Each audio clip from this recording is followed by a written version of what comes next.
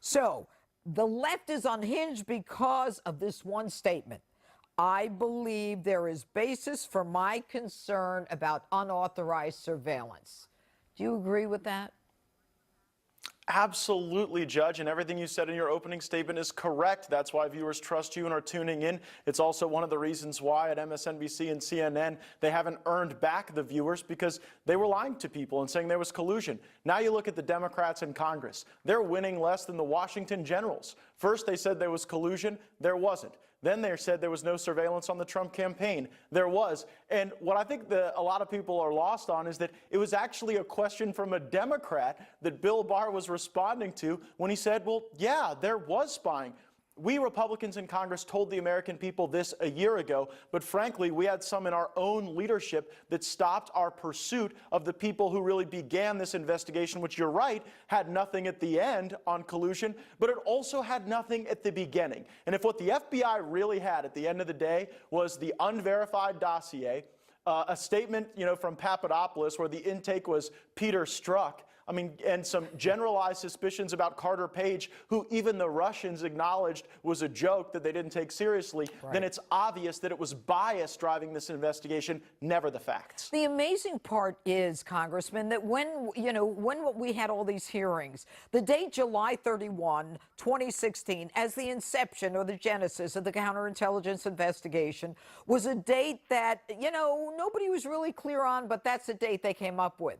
When they testified before Congress, they could not identify a specific act that caused them to open the counterintelligence, and they wouldn't say that it might have occurred earlier. That is the seminal issue right now.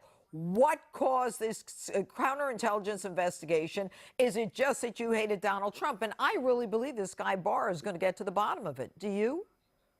Of course, and your opening statement laid out why it never really was a counterintelligence investigation. It was always an effort to destabilize the presidency. It was their insurance policy. It was their manifestation of their bias when they said, no, we won't let him win the election and stay as the president. But the reason we know it wasn't counterintelligence is because if it was, the FBI would have given the Trump campaign a defensive briefing, just like they gave defensive briefings to the Hillary Clinton campaign. Yep. But this was always an effort to target the president. It was always, I think, a lot of people who thought that he was going to change the way Washington operated, and they wanted to keep Washington the same way. And so they used this as a distraction and an insurance policy against the Trump presidency. But you know what? We've been successful nonetheless, thanks to good people like Bill Barr. And I hope that Lindsey Graham gets to the bottom of why this even began, and I think it's going to go back to the Obama White House. Well, and honestly, I do as well, but we'll see where the facts lead us. The thing that is amazing is that